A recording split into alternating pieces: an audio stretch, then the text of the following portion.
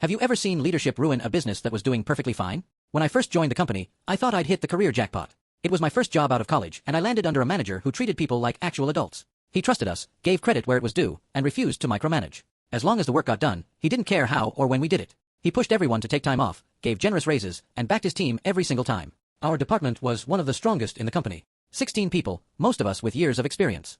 I was part of a small 4-person sub-team that handled high V-value complex projects. These weren't quick tasks. They took weeks, required deep technical understanding, and carried big financial stakes if anything went wrong. We knew what we were doing, and our boss knew it too. Then, after years of stability, things started to shift. The VP above my boss got promoted and hired a replacement. Someone obsessed with spreadsheets, charts, and meaningless efficiency numbers. Suddenly, we were being measured by how many projects we completed each month, no matter how simple or complex they were. A 1-hour task counted the same as one that took 2 weeks. My boss tried to push back, but it didn't matter. He was criticized constantly for things that made no sense. And after months of frustration, he finally left. 13 years with the company, gone. The whole team was devastated. We begged leadership to promote our most experienced teammate who'd been with us for nearly a decade.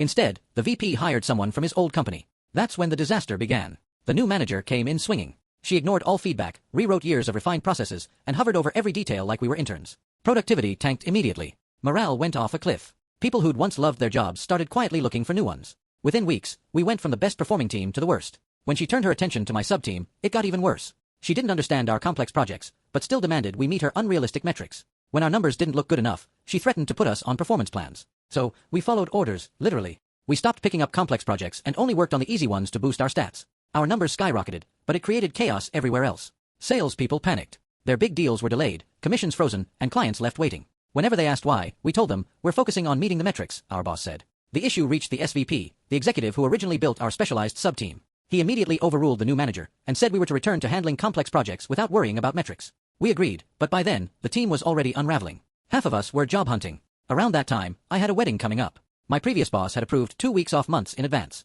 The new manager canceled it, claiming the team was too far behind. She said, if I didn't show up, it would count as job abandonment.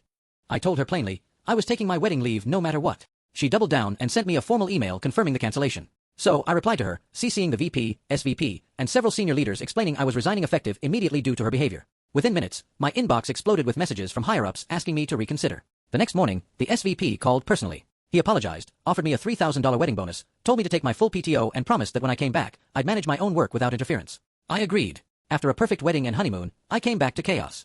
Projects were late, clients were angry, and new hires were struggling. I kept my head down, worked on high-priority items, and stayed quiet. Then came review season. Despite saving key accounts, I got the smallest possible bonus and a 0% raise. The manager blamed bad metrics and team communication. That was it for me. I stopped caring completely. My effort dropped to match my raise, 0%. When she tried to embarrass me on a call, I told her, if you give 0%, you get 0% effort.